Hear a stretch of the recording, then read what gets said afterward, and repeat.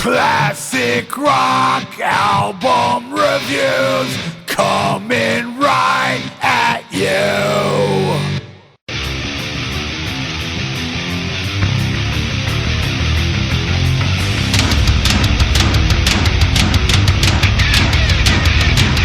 SHMACKEMAGOB. Hi, hello, how are you? Hey, it's time for another one of these. What do you call them? Classic rock album, whatever the fuck. And this time, and by the way, happy 2022. Mötley Crüe self-titled 1994 album. Had to talk about this one. I'm surprised I haven't yet. This is an amazing album. First saw Hooligan's Holiday on MTV and I was like, ooh. Oh shit, I like that. Went bought the album, man, and it's solid, man. I mean, there's a filler track on it, and I will get to it, and one that's a little fillerish, but not that much. But I will get to it. But, you know, my story behind this is that, I'm sure, I don't have it, but, you know, this did come with, obviously I don't have it because I had to send it in the mail. It came with this little thing where you send in the mail, and they would send you this. I believe all I had to pay was shipping. I could be wrong, or maybe it was free. I don't know.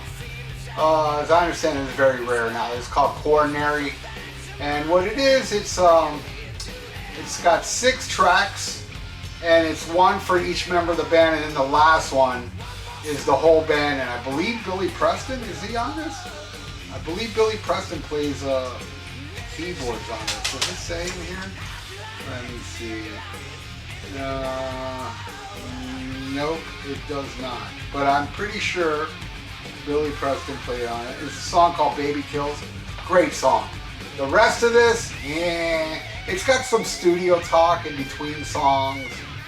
And it opens up with Planet Boom, which is Tommy Lee, the Tommy Lee song. Which you can see what direction he wanted to go in with Methods of Mayhem. You hear a little bit over there, even though it's really not as bad as Methods of Mayhem, but it's still bad. Then Bittersweet, it's Mick Mars doing a little blues thing, and I'm not a blues fan. The next one is Father, which is a Nikki Sixx and trying to be all alternative at the time, and it sucks. And then the last one, well, the second to last one, Friends, is a John Corabi song where it's just him piano. Total Queen worship. I'd say out of the 4, that one's the best one. It's not like whatever, but Baby Kills. It ends with a really good one. Alright, but I will start talking about 94.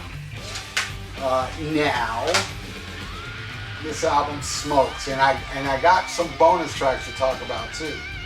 At the end of this, and the hypocrisy of Nikki Sixx, that's coming up as well. But it starts off with Power to the Music. Again, right off the bat, man, the drum sound on this album is insane. I mean, Tommy Lee's awesome, man.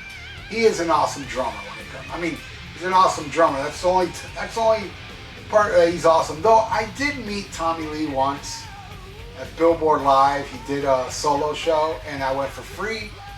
And because of a friend, and I ended up meeting him, and I got a picture of him now there after the show, and he signed my Shout at the Devil album. He was the last person I needed. I had Mick Mars and Vince, and I had Mick Mars and Nikki Sixx signing in 1984 when they were doing a Peaches thing before they opened with Ozzy, which I had front row for the Shout at the Devil tour. Then I met Vince Neil at an opening of a strip club, like around, I would say maybe 2003 or something. And then I met Tommy, like I think it was like 2000, maybe a year or 2 later. But anyway, all right, Tommy Lee's he's awesome at drumming, that's it. And he was very nice when I met him, but you know, I mean, come on, we all know he's an idiot. Then we got the next track, my favorite. Are you ready for suicide? Let me run a razor across your throat. Took a child on a ride now.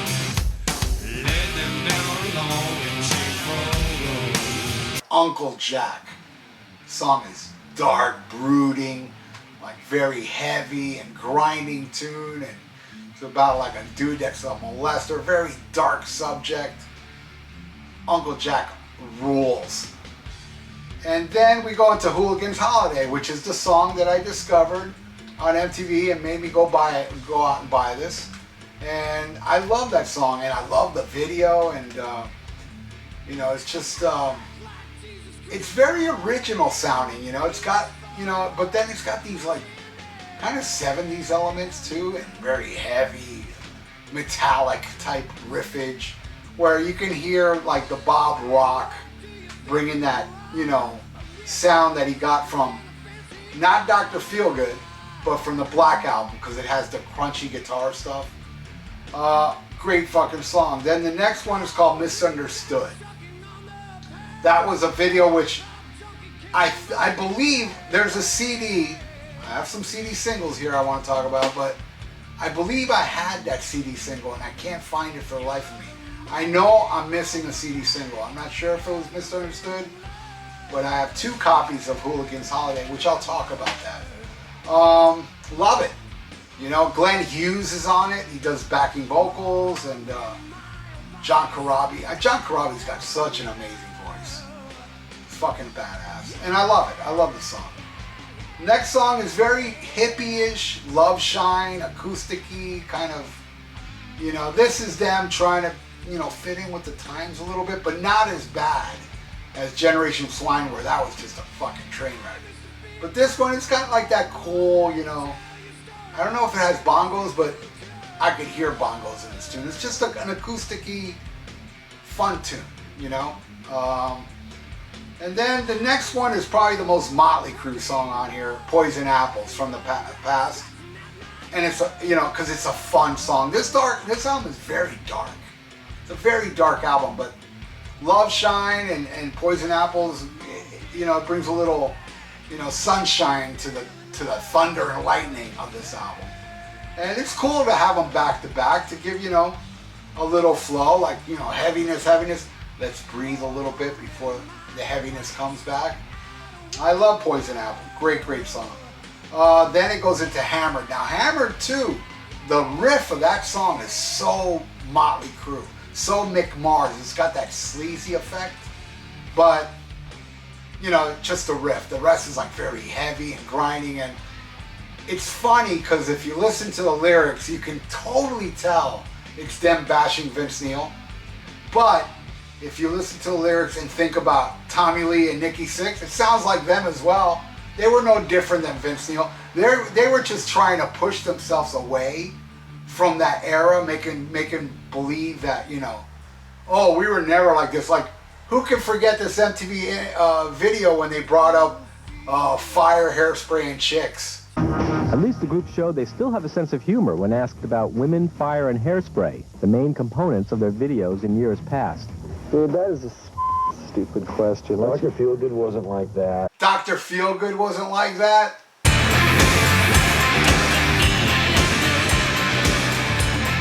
You know what? Let's knock the interview off. This is getting really stupid. Women, hairspray, and fire. Women, hairspray, and fire. Dude, who wrote this question? It's so funny Nikki Sixx leaves because he was so insulted about their past videos. Like, that's a stupid question. No, that's a legitimate question. Fire, hairspray, and chicks. Oh, we don't want to be like that anymore. And pretending they never were. Come on, give me a break, man. Fucking posers. But Hammered's cool too. There's a demo of it that I'm probably playing underneath. I know I'm playing some demos underneath while I'm talking to you, because what you're hearing underneath is not on the album because of copyright bullshit. But yeah. Then the next one, Till Death Do We Part? No, Till Death Do Us Part. 6-minute song. That was supposed to be the title of this album. The title of this album was supposed to be that song. Now that song, it's okay. You know, this one, it's not as good as everything before it, but it's definitely not skippable. And it's not the filler track I'm talking about that's on this album. But, I mean, to me, my own personal taste. But it does go on a little too long, but you know, it's cool. It's heavy, and the drums are amazing. So, I can hang. I would not skip this song. Then it goes into Welcome to the Numb. Now, for the longest time, that was my favorite song on this album. It's got this stinky groove, almost like an Aerosmith, 70s Aerosmith vibe. Great riffage, great drumming. I mean, it's just an awesome song that was not played live. Unless we're talking about this, but I'll talk about that in a second. Welcome to the Numb is awesome. And again, heavy song, and it goes into a fast, heavy song right after it was Smoke the Sky. Song about, you know, smoking weed. They made a video for it where it shows clips of Weed for Madness and then playing like in black and white and shit. Very heavy, very grinding, very kick-ass song. I absolutely love Smoke the Sky. Awesome song. Then we go into Dropping Like Flies. Now that one to me is a filler. That one I can do without. Actually, there's stuff that didn't make the album that's better than this. But you know what? It's like, hey man, if I'm listening to it, I don't feel like getting up, okay, I can handle it. It's not like, you know, 1979 from the Smashing Pumpkins or, you know, Brandon from Generation Swine. It's not something that'll make me jump out going, fuck that, I'm gonna change it. It's like, oh man, I'm just chilling here, fuck it, let it play. You know, it's not horrible, but it's definitely a filler, and it's my least favorite song off the album. And then it ends with Drift Away. Beautiful, beautiful song that I think would have been a hit if this was released back in the 80s when Mötley Crüe was huge.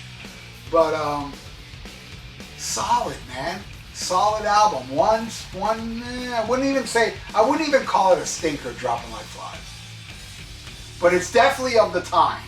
You know, it's got kind of, you know, I don't know, it's almost Alice in Chains-ish, but definitely not even close to as great as that. Because Alice in Chains, love them. Alright, now I'll talk about the bonus stuff. Which I have the Hooligan Holiday singles. This one doesn't have anything rare on it. What it has is like the Brown Nose Edit extended holiday version that's 11 minutes long. And the Derelict version, which I haven't even heard these in forever. So I can't even tell you how it is. But I do know it's something that, fuck this. But it is a limited one that I have, how many? Limited edition remix CD. I have 3,098. That's the number I have. So this is probably pretty rare now. And then I have this other Hooligans Holiday single that's better because it brings, what is the song again? Hypnotize. Now Hypnotize better than Dropping Like Flies. Heavy tune. I just love it. I think it's a badass damn song. Now I don't know if I had the Misunderstood single, or, you know, if there was a Misunderstood single, or another Hooligans Holiday, but I did have a CD that had a song called Welcome to the No. Now, the opening riff of Welcome to the No is a blatant ripoff that I heard right away, and I said, oh, Jesus, man. And I'm sure if you don't know the song, you can guess this riff.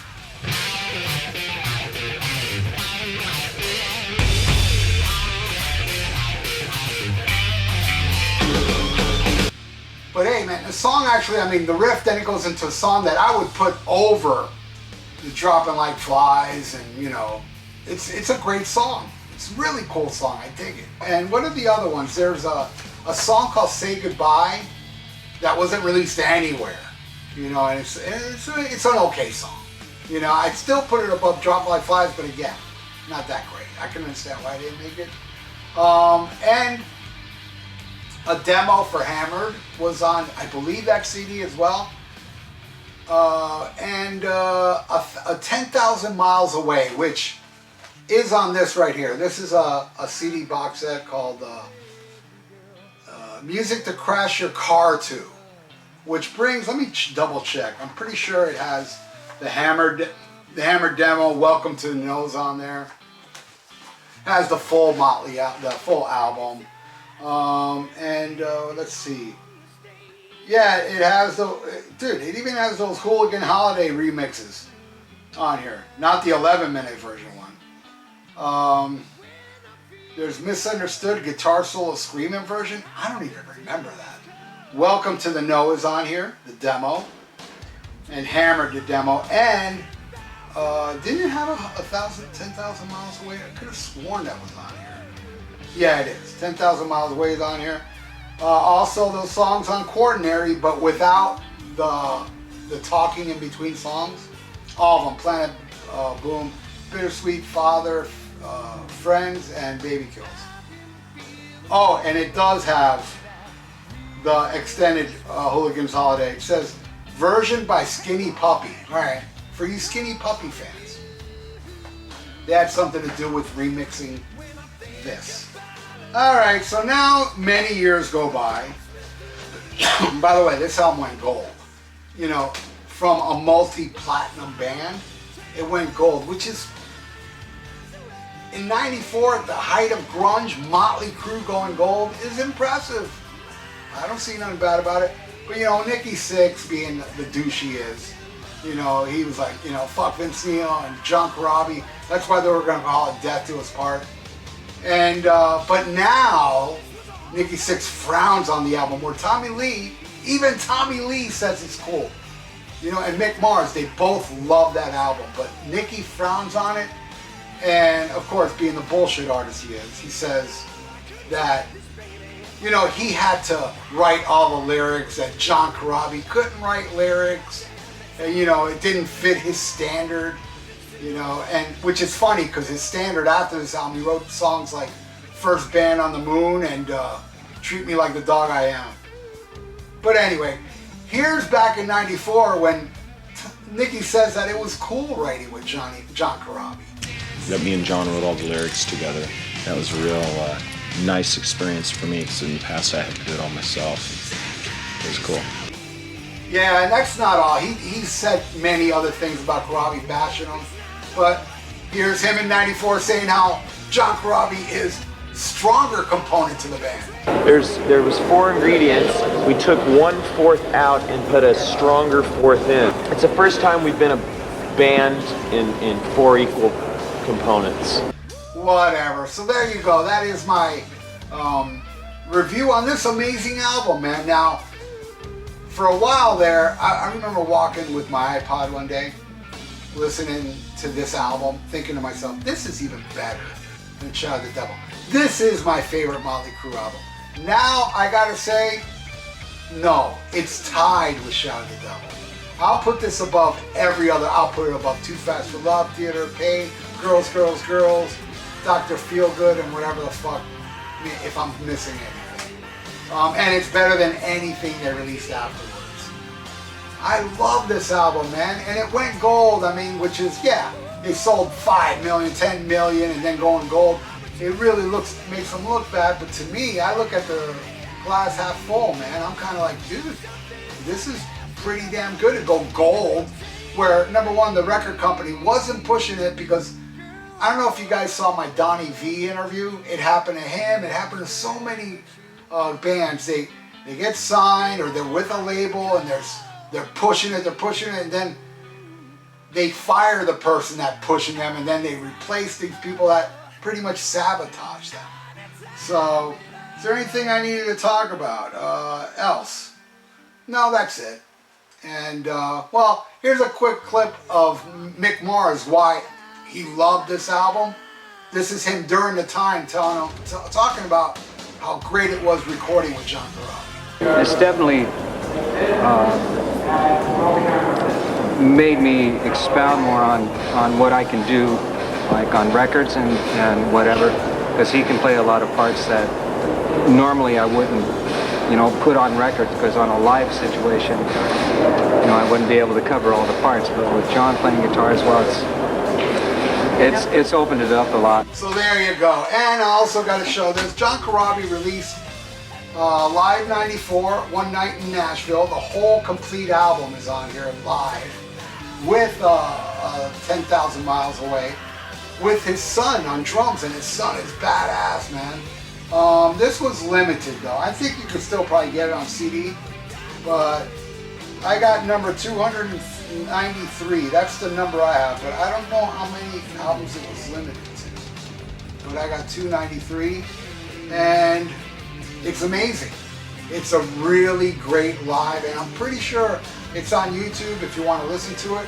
Smokes, this band smokes, and you know, doing Welcome to the Numb, that's one of those studio songs that Mötley never played live because it would be difficult. This band pulled it off. Love it. And I love this. Mötley Crüe self-titled, a lot of people, myself, call it Mötley Crüe 94. It rules. That's what I think. Anyway, thank you all for watching, man. And if you'd like to subscribe to my channel, I would love it. And if you'd like to donate, I got a PayPal in the description below. So, stay frosty, listen to Black Sabbath, and SHMACKEMAGOB. That's right.